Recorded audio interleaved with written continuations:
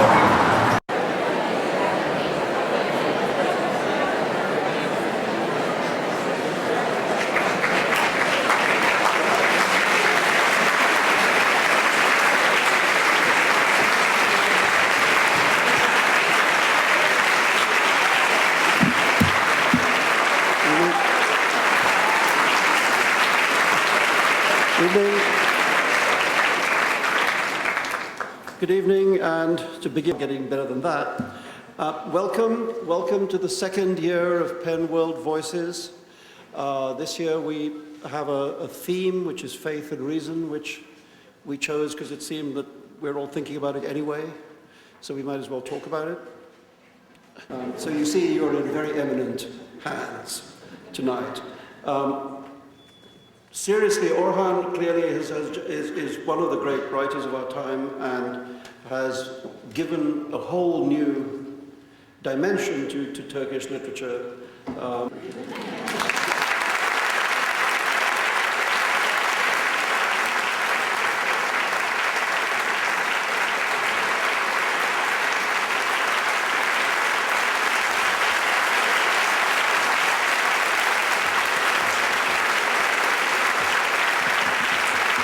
Arranged by Penn in conjunction with the Helsinki Watch Committee. I went to the airport to meet them because, along with a friend of mine, I was to be their guide. I had been proposed for this job not because I had anything to what it was like in those days and to write this speech. I soon come across the image that defines that era for most of us. Men sitting in a courtroom, flanked by gentlemen, their heads shaven, frowning case proceeds. There were many writers amongst them, and Miller and Pinter had come to Istanbul to meet with them and their families, to offer them assistance, and to bring their plight. As I listened to suffocating tales of repression, cruelty, and outright evil, I felt drawn to this world through guilt. Drawn to it too by feelings of solidarity, but at the same time feel sad. My experience as a guide and other like experience in later years taught me something that we all know, but that I would like to take this opportunity to emphasize, to underline. Whatever the context, respect for the rights of religious or ethnic minorities should never be an excuse to violate freedom of speech. We writers should never hesitate on this matter, no matter how provocative, people are forever contradicting their own minds. It is because our modern minds are so slippery that freedom of expression becomes so crucially important. We need it to understand our novels, but shy away due to legal prohibitions, he said. There follows, he had, out of a desire to be polite perhaps, asked the eager young writer sitting across from him, he was probably some 30 years older than me, sitting across him to consider the question in terms. I could find none that I wished to explore in my novels. But I knew nonetheless that if I said there is nothing I wish to write in my novels that I'm not able to discuss, I'd be giving the wrong impression.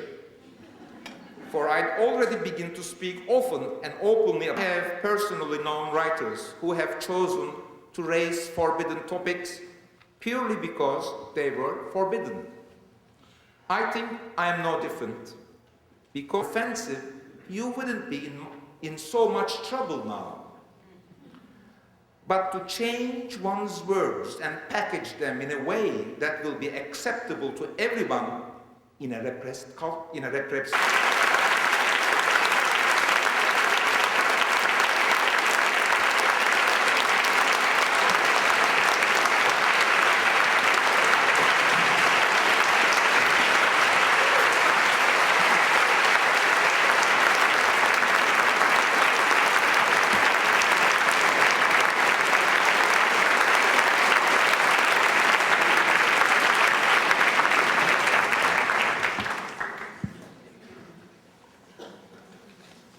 My name is Margaret Atwood, and I'm here to have a conversation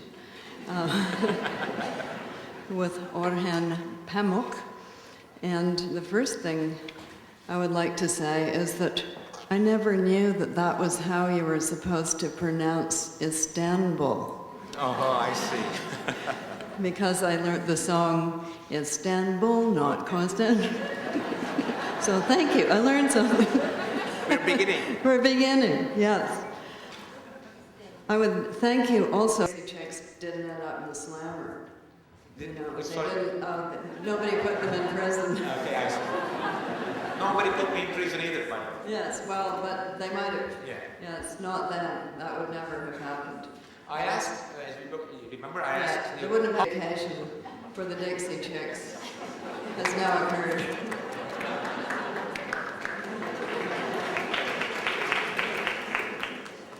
I happen to like the country and western music myself, and the reason I like it is that it has plots.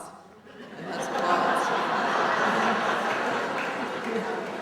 A lot of music these days doesn't have plots, but with country and western, you get a story. So that's why I like it.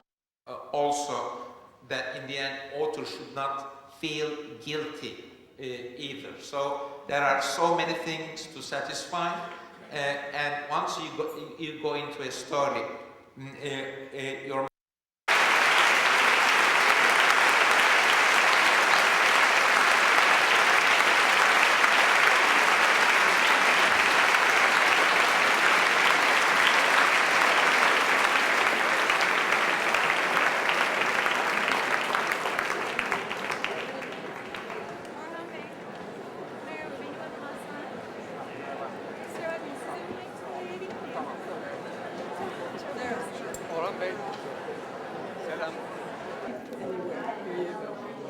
My name is Susan, and I am your greatest fan.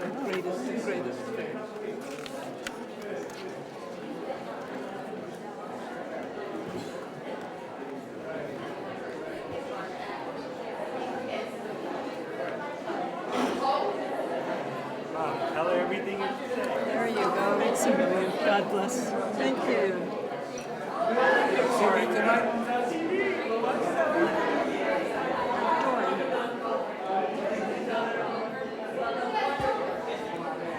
I love your questions, Oh, good. I'm happy. as I love your work. And this book was such a joy. Thank you. seen her anywhere yet. So maybe she's just going to come. She better be here. Yes, hello. Hello, how are you? Reverend from Barcelona. Yes, of course. How are you? Very well. We're producing now this report on translation together with Esther Allen. Oh, good, good. Yes. Excellent. Oh, welcome. So, get a drink. Well, yes, I'll take. I'll just. Usually when I see, I start to dance, but. Oh, yes, that's all right. We can watch that.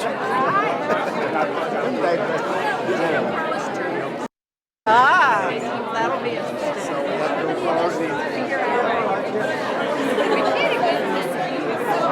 Introduce you to Hannah Papula, who is a member of our board, David Grossman.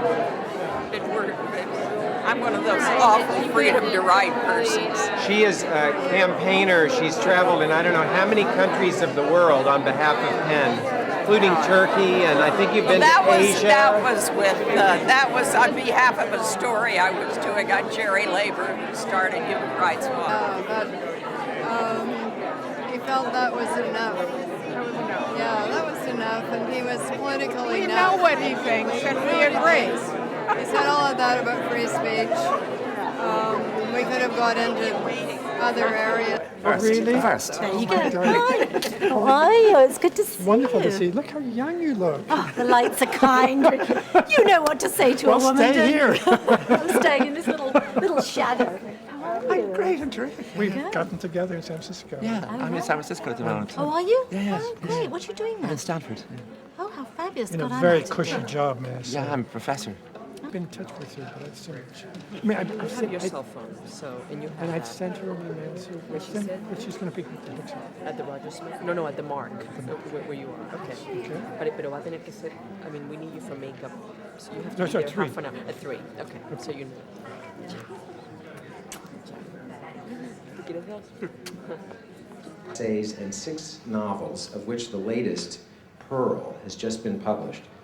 One reviewer said about Pearl, all of Mary Gordon's books are exquisite and penetrating, but in this riveting novel, her compelling characters and their spiritual quandaries, her profound inquiries into beauty, compassion, and forgiveness, and the sheer radiance of her prose are surpassingly suspenseful, brilliant, and affecting.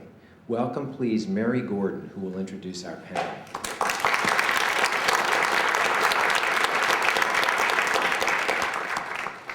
Thank you for coming out on this beautiful day. I'm just going to begin with a few remarks of my own and then happily introduce my fellow panelists. I remember having a conversation with a friend of mine who had come of age during the Second World War. One of the surprises of our age, he said, is that religion still seems to be a burning question, and we had thought of it as a dead letter, a way of thinking that would simply fall away. Rather than falling away, religion has become an essential category by which we must come to an understanding of the world, so that now it seems that one of the most important human divisions is between those who think of religion as a major threat to our survival as a species and those for whom a survival without it would seem to have no meaning. Spiritual awakening. I didn't want to have a spiritual awakening. My upbringing, I had a very, well, I would say that politics and intellect were the twin religions of our house. And I learned about the world's religions. I had a very international upbringing, and I was told that the possibility of non-Western religion was open, but not really the possibility of believing in any sort of religion. I was raised to think that my project was a political project, that I was supposed to be politically active, and that was the kind of person I was. So when I accidentally fell into having a spiritual awakening, it took me quite by surprise. And the lesson I really took away at the time was the recovery of my identity, the capital F faith. My cultural self had kind of been murdered in the West and was ironically resurrected in the East when I found myself somewhat whimsically shaving my head and eyebrows and moving into a Buddhist temple, I thought to study nuns. And so I had an anthropological scientific project. And then before I knew it, I was a nun and was supposed to be a nun. And so then it shifted, and I had this spiritual awakening, which I try to write about. And for me, that was quite a challenge as someone who was a skeptic, how to write about that experience in a postmodern world geared for other skeptics, because I didn't want to be known as that Buddhist girl, and particularly not that black Buddhist girl. My second book that I'm working on now kind of continues that claiming of faith, and this time the landscape, rather than being overtly spiritual, is historical. And I'm looking at 3 moments in our history that I think were moments of great faith, and how my family is connected to that. So my great-grandmother at age 18 in a village in Finland finding out that somebody had a ticket to go to America. France. He wrote a letter to a friend who talking about the idea of an anti-clerical country, of a country in which religion would disappear, talking about the idea of the priest no longer being invited to things, the priest as representative of something in the village, more difficult to define than the social function symbolized by the pharmacist or the retired tobacco inspector or the optician. Something which is nevertheless not unworthy of respect, were it only for the perception of the meaning of the spiritualized beauty. For 4 years now, and translated to many languages, and now it is adapted, and there is a movie in the New York Festival tomorrow. So one of the characters was a young Egyptian who was dreaming. He was just practicing his religion like anybody else. In this case, not the injustices of religion, or in fact the injustices of the capitalist system, and what the employees were forcing on people of his background. So that's probably one small element in my story that I wanted to bring out, that the conflict between reason and religion has its origins not just in absolutes on God versus science. It probably has its beginnings in power and in people's perceptions of their grievances, imagined and real. And when people have grievances and opinions and a sense of injustice, that's when they take sides and they say. Appetite for that, and it achieved both popular success and critical acclaim. I think there are books that break through. I think there are writers who break through. I think in your own work you've broken through. But by and large, I think may I say this? I think you'd had more success if you were Mary McCarthy, if you were angrier and a little bit more on edge. That would make sense to the publishers at that. I'm guessing. Yesterday. What about you? On Friday. What is it that you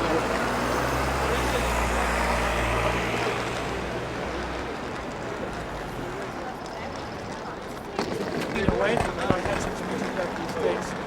It was good not having, being able to break it up. I'm very concerned with this. I don't know, but I got there is one, I have my big success. And anytime you're in the West Bank, there'd be lobbing missiles in and so forth.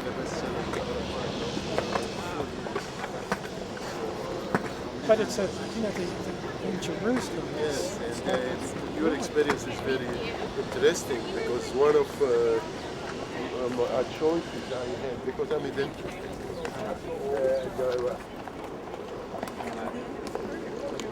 The other church, Did they ever hear about Oscar Wilde, or did they count him out because he was gone by that time? Well, do you know that our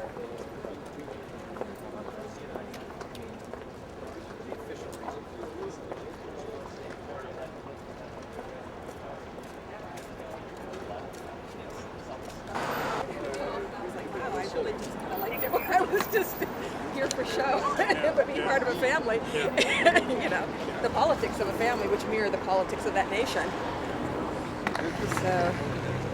So the family is, that's a wonderful metaphor.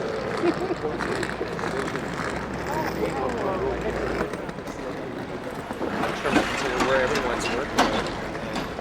It's I figured if you're fundraising from other places. commitment, burdensome commitment. On the other hand, it just feels to everyone like the most important thing that we could be doing.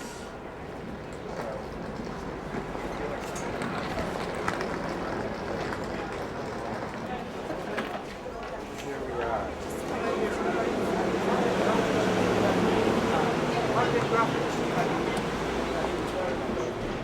How are you? Hi. Good to see you. Are you being filmed on your way in? Did I disrupt your, No, it's all right. your entourage? More than all right. So everything okay? Everything's going well. Terrific. Everything's, yeah. You're excited and off and running. It went well last night. Did you get? I did. I went to the doctor's reading out when I did. I heard. I'll stand at the back for a few minutes. Okay.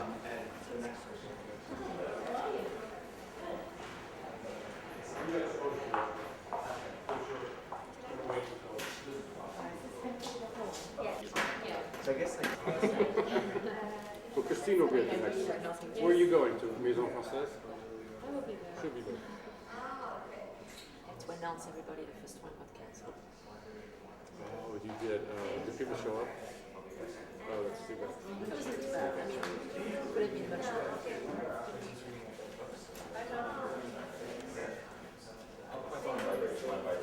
It's a wonderful thing.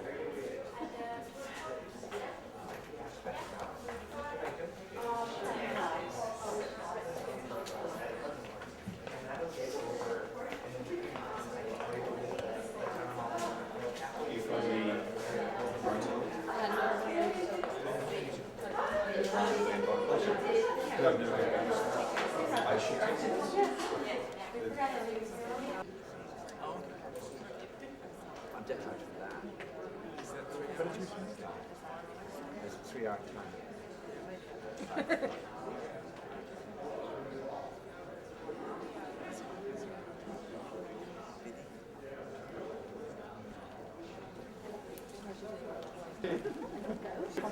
It's good to see It's wonderful to see. Look how young you look. the lights are kind. You know what to say to Well, a woman. stay here. I'm staying in this little shadow. How are you? We've gotten together in San Francisco. Yeah, I'm in San Francisco tonight. Oh, are you? Yes. Oh, great. What are you doing there? In Stanford. Oh, how fabulous. In a Good very on you. cushy job. So I'm a professor. Two homes, two homes. He has all. So sure. Yes. So how long are you going to be there? Until the middle of June. Lovely. How's everybody? How's Francesca? Well, she's in there.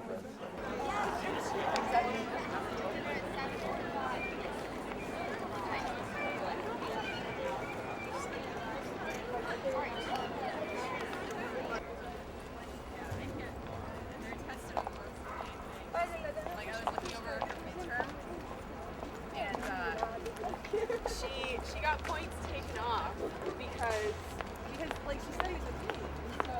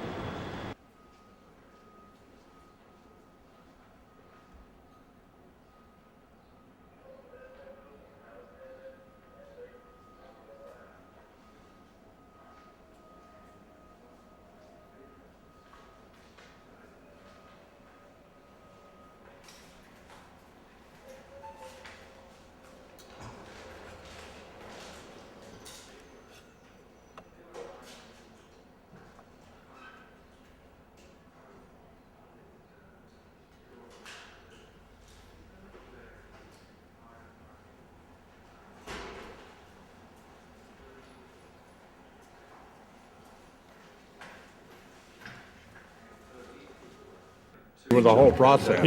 Yeah. But I just want to thank you so much Well, you're very kind. for the dialogue that you have with the country. What I know as a writer is that these things are reciprocal, and you can't have a dialogue unless you have listeners. And if you call what I say significant, right, it's because you're meeting it. Sure, you're meeting. You understand? Yeah. And sometimes I hear you.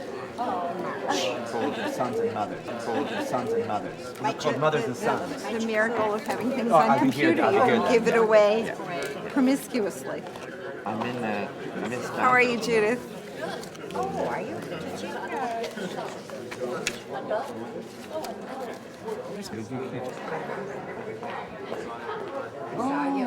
Really? Yeah. Great.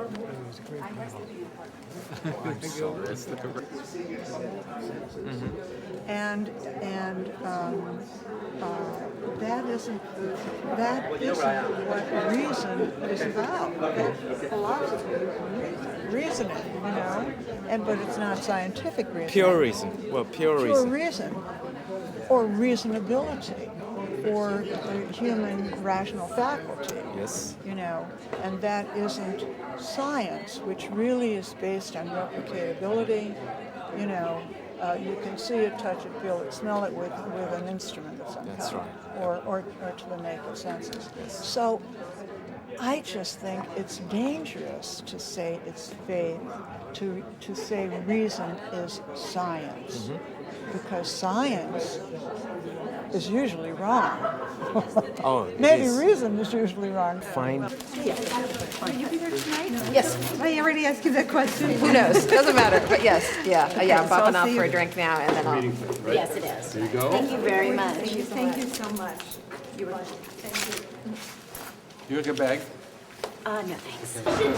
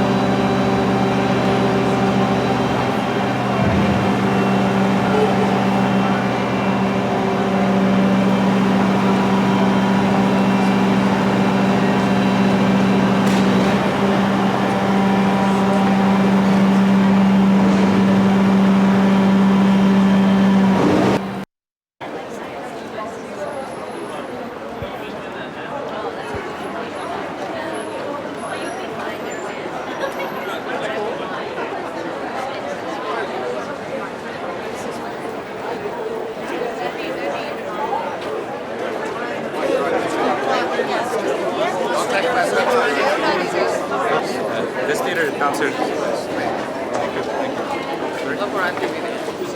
Hi there. 5. 1, 2, 3. Come on. Miguel Cabaret. Show me. And count. All right. Here you go. Here are your subs.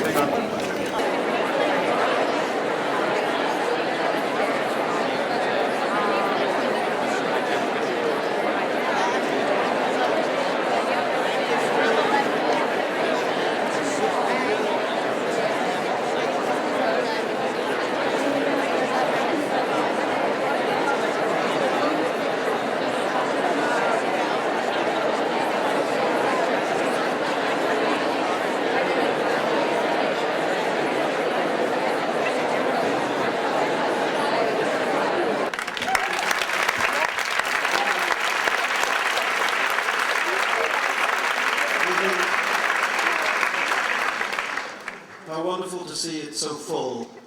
Thank you all for coming to Penn World Voices 2, the second year of what appears to be a literary festival the city wants. So we will try to continue to give it to you.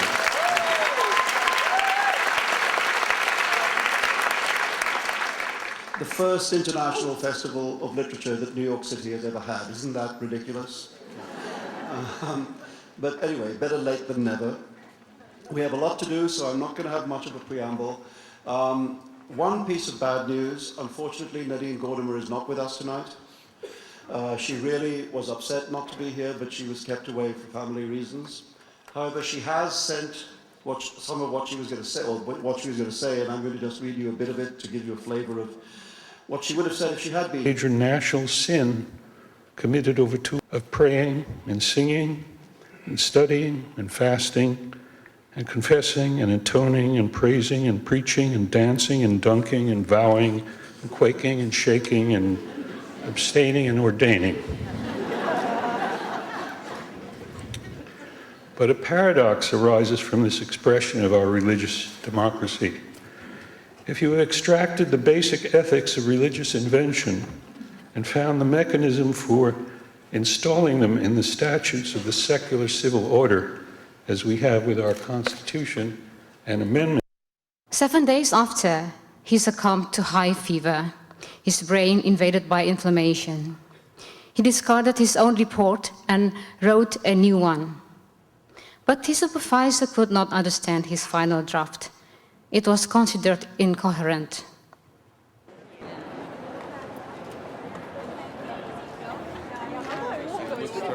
We're walking too. Yeah. Say bye to these girls. Sorry. Again. It's about the, I think it's a program. I've got one in my bag. Oh, well, it's tomorrow lunchtime somewhere. Oh, fantastic. I don't know. But you enjoyed it.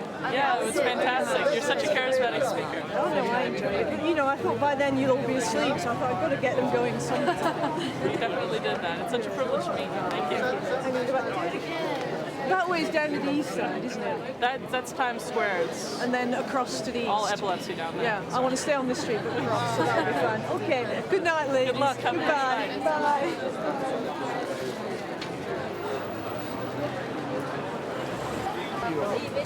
We came up today. לא נתלונן. No, I don't mind. עכשיו צריכה לשאול אותי איזו שאלה אינטליגנטית מיד. הם מבינים הכל, they will dub it. את נספחת התרבות פה? לא, אני מנהלת הספרות. זה רק אני, אז אני מנהלת את עצמי. רגע, אבל יש ממש מישהו לעניין הספרות? רק לעניין ספרות? זאת אומרת, זה מה שאת עושה? האמת שאני גם אמנות. גם? אמנות פלסטית. גם את מהאמנות הפלסטית גם. מה זה יפה, אבל יש לנו גם נספח תרבות. כן, האמת שכרגע הוא זמני, אבל בקיץ הגיע מישהו קבוע. כרגע זה אמיר אופק, הוא יבוא ביום ראשון. בקיץ הגיע יורם מורד. בטח, אני מכיר אותו מאיטליה, הוא בחור רציני. יפה? שכולם אומרים, אז אנחנו מאוד שמחים. הוא מאוד נחמד, הוא מאוד נחמד, בסדר. יש לנו... Yeah, I won't be here, but I hear it was really great. That's good. I'm glad to hear it. And I said that I should say hello to Bill if he was around tonight. He's not here tonight, unfortunately. He was planning on coming, but he's had a really crazy day, so that's why. Okay. All right. Well, I suppose I'll see him on Monday. Are you at the panel tomorrow at... Long Island. Long Island. We kept the Long Island house, you see, so we're going to be back.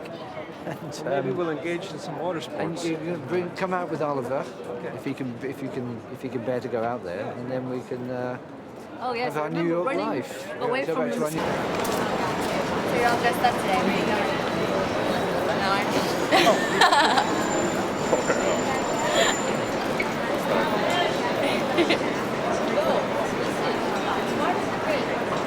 McCann.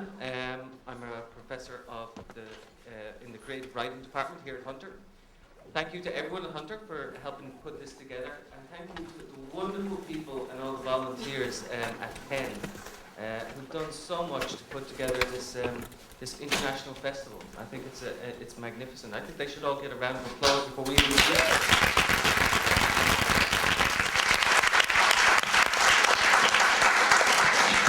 John Berger, the English book.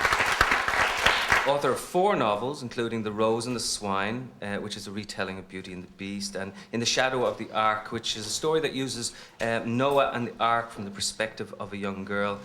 She has won several international literary awards, and we're really delighted to have her here today. From Brazil, we have Milton Hattouf in France, and has taught French literature at universities in Brazil. He is the author of 3 novels, and most recently, The Brothers was a retelling of the myth of the biblical twins. When it says light, when it says or, just think how many kinds of lights in one little word, one little box, and you will forget all. Many years ago, when I put my eldest son to bed, I told him that this is the longest night of the year. It was the 21st of December. As well. Is it possible for writers to create new myths, or are we just springboarding on the back of all the ancient myths that were there for us in the first place? Only time will tell, because one of the, I think, a good test of whether something's valuable for us, a good test of art, is whether it goes on interesting subsequent generations long after any contemporary relevance is finished. And the myths are, in some sense, situations that happened once, but go on happening. So there's always there was always a moment when somebody wanted to talk about a particular event, whether it was the fall of Troy or realizing that the world had been created. There are situations that human beings find themselves in, and then they want to describe those situations, and the myth-making begins. But it appears that those situations go on happening in different guises, in different forms, down the generations. And that's why the stories remain alive, because they are somehow central to the people that we are. You take the Tristan and Isolde 13th century legend, the fabulous love story. We go on telling it in different ways. God knows Hollywood's just made a movie of it. It makes me, I'm terrified. Because it's a story that it has a resonance. So when I say in some sense it happened once, there was a springboard, there was a pivot, there was a moment, a reason for beginning to weave stories around an event. Right. And then it goes forward into another generation, into another epoch, into another time. So for people writing now, we shall have to see whether the things that we are making have that hardiness, indeed have that flexibility, whether they go on speaking to future generations, or whether future generations will need to make a completely different set of myths, and we won't know because we'll be dead. Do you feel then, when you write about Atlas, as a writer? Well, the first thing I feel in rewriting myths is that I feel like an editor, and I feel many of these myths could have used editors, because they have so many contradictions, and sometimes they're so long in the pieces where they shouldn't be long, and then they're so brief in the really interesting parts. And that's really where you come in as a modern author, is that, of course, you have this whole new background. I mean, you passed Freud and all the others, and you can do your thing. And, you know, as I said earlier, these myths are stories about what people knew and what they believe, and that's always shifting. You know, the longer we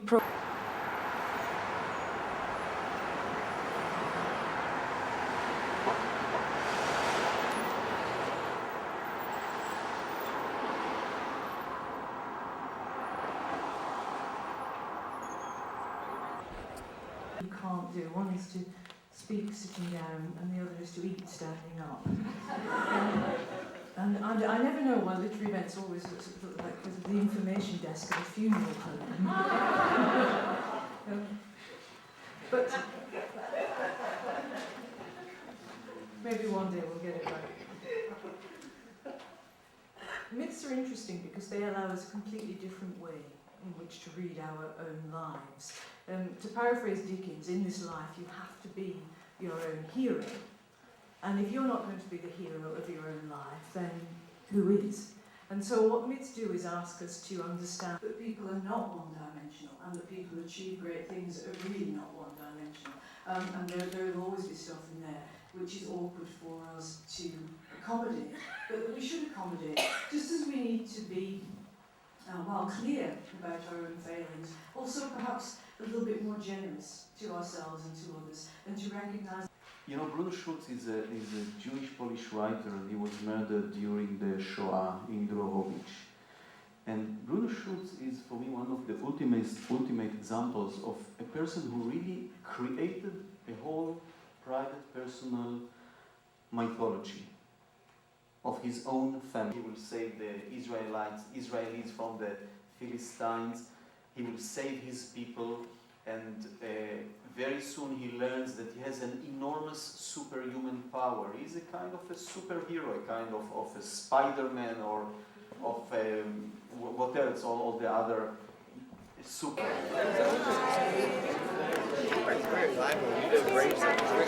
How are you? How are you? Fine. Click, click.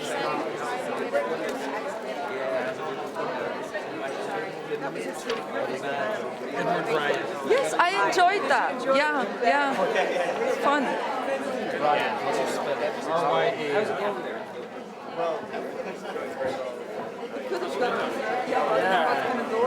Dit was een heel goed programma. En hij modereerde het. Ja.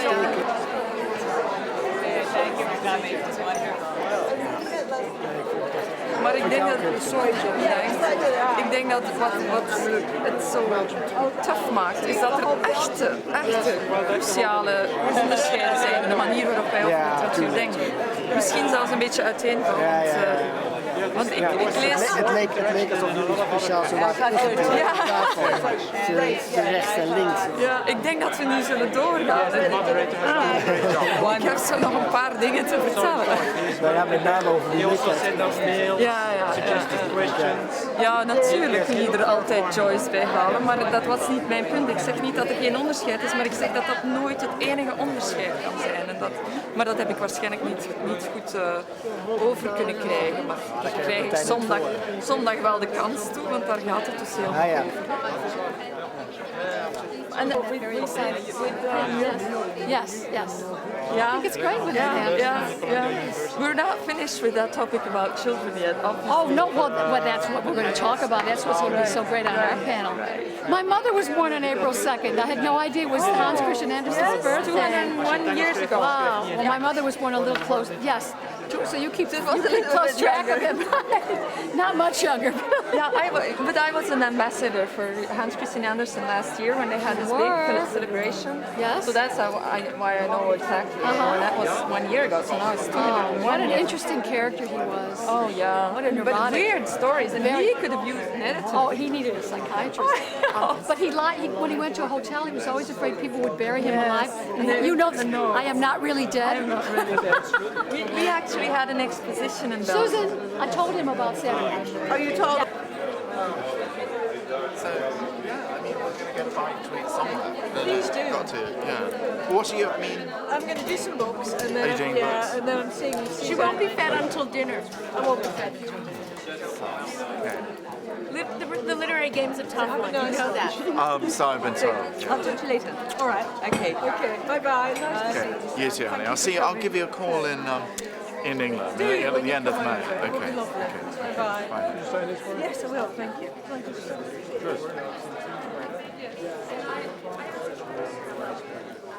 Yeah. Thank you.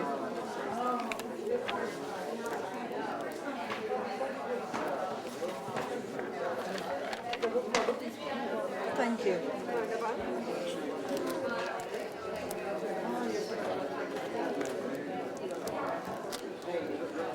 Thank you very much.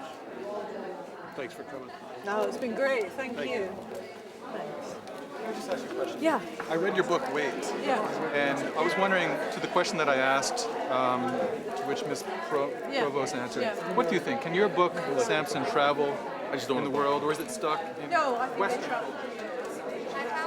In different disguises. So they have a local flavour, which is peculiar, but the story underneath is one that you can find everywhere. Everywhere you look, there'll be the story of the strong man, the hero. A specific Greek or Western version of that story. No, Will it be appreciated?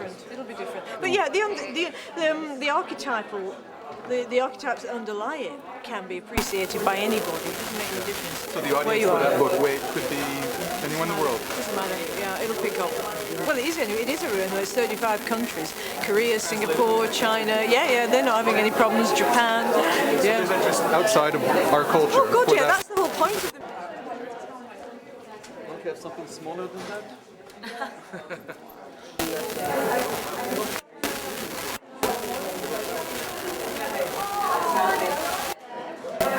I'll give you this so you remember who I am. Okay.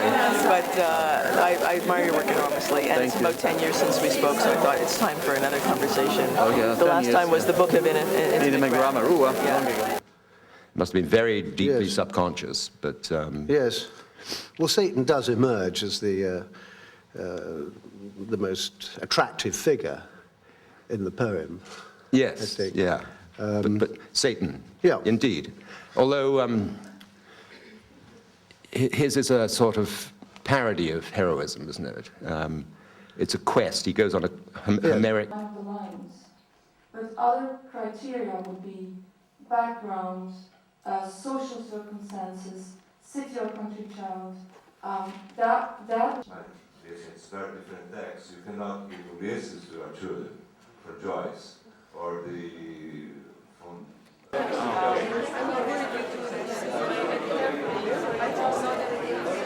Roger's pen here that will have to. I just. We have another show at 3 o'clock. If you got a pen. I can't have anyone come on. I have a bunch of translations of your books in Italian. I'll show yours as you give me the pens. Thank you.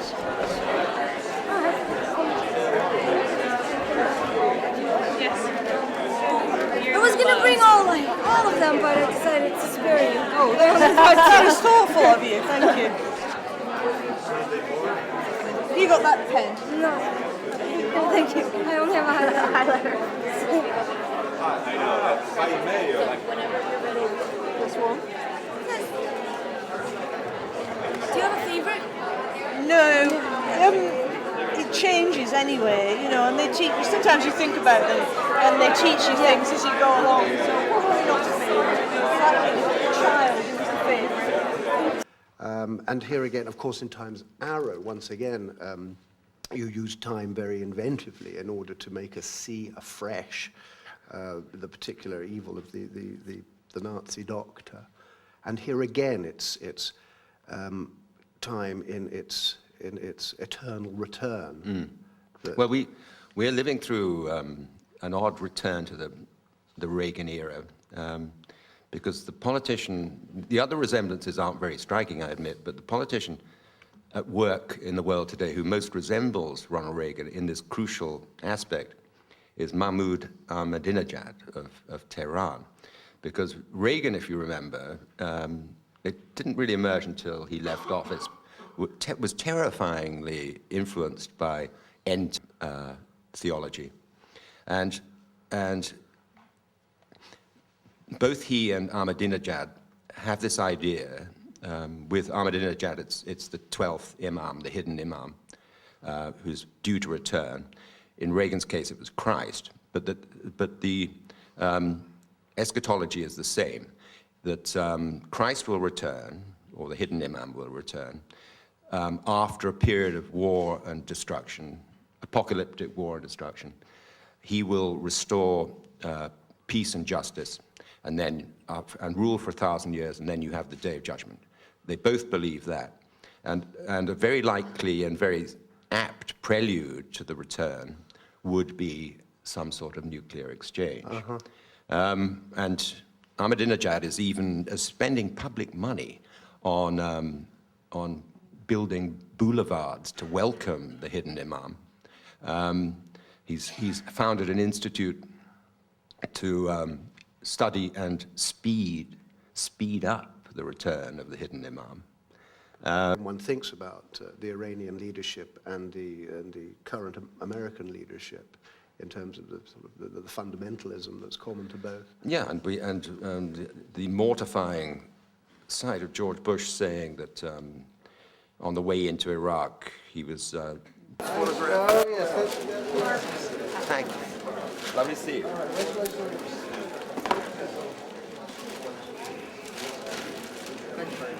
Great. Thank you. Hi, how are you? Hi.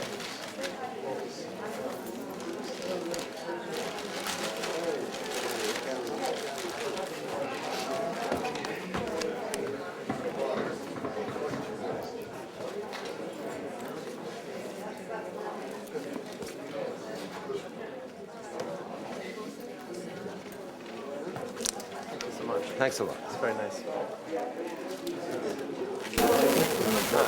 For me. Yeah, this has been in the bath a couple of times, I think. I've traveled with it, yeah. I don't, but I could write my email for you. Would that be the best thing?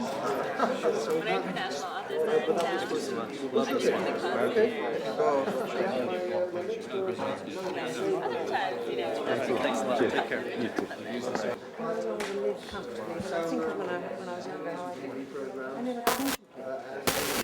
And life is not uncomfortable because something bad is going on in the world. But no, it's unbearable. What you doing? Yes. I see the hitch has just blown in. Oh, he's arrived, is he? Yeah. So I thought I'd see him before the event. Before 10 o'clock. Oh, yes. I thought I might come to that. I'm not in it. You're not in it? I'm not in it unless they draft me in, but at the moment I'm not supposed to be in. Right. But everyone else...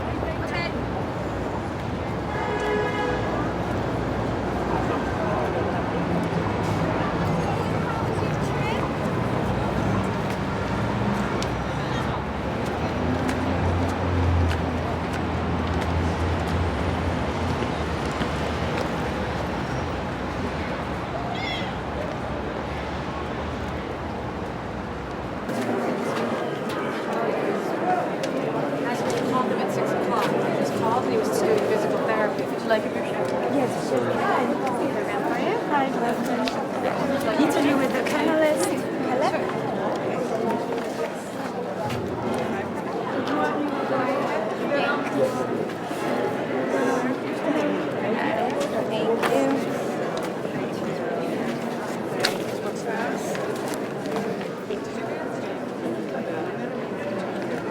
Hi, do you have the paper? To be carried from the elevator. Por ejemplo, yo trabajé 2 años y me dijeron Ricky Martin y Shania Twain. Y yo me metí en el país más perdido al fin del mundo, en el archipiélago indonesio, donde yo dije, una de las artistas más vendidas en tanto en Filipinas como en Indonesia, la número 1, si uno dice México hoy en día, ni siquiera son los futbolistas, Thalía. Todo el mundo conoce a Thalía. In the name of revolution, the torrid, tempestuous, volatile Nicaragua, she perfectly embodies? No, that would be cheap. Those who oppressed and who were trying to oppress those who were rebelling. El caso español fue paradigmático porque también hubo bastantes errores, también hubo sus víctimas, a las del franquismo ya me refería antes, y sobre todo en el transcurso de estos años ha habido un olvido. As Muslims not going to be or you don't want to promote, but when the people are laughing at you, don't overreact and don't fall into the trap, because I knew, and I was talking to journalists there who were in the editorial staff of this very newspaper, and they were... That is, Europeans are defining, especially today, more and more debating what is European identity about. A tacit equation between European project and the religious Christian heritage. Religion be open to criticism, satire, comedy, etc. Let's look at the word can first. I think we can. Anyone who is endowed with the ability to express himself.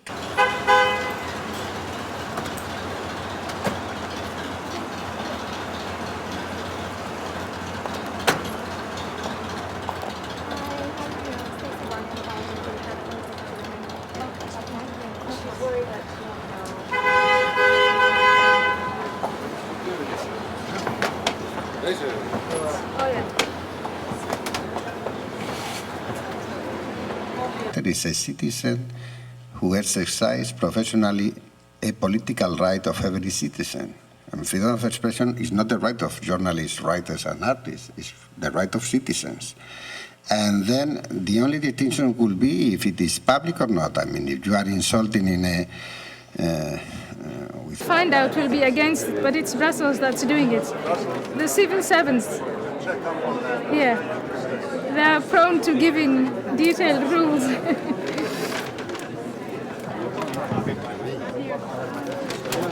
I have to put it back. You're welcome. Thank you. Yes. I take an individual approach, and thinking from the approach of every individual is equal to the law, then in a discussion on how should we live together, especially when there are people coming from non-Western countries, and we put all these cultures and all these identities and all these things together, and I would say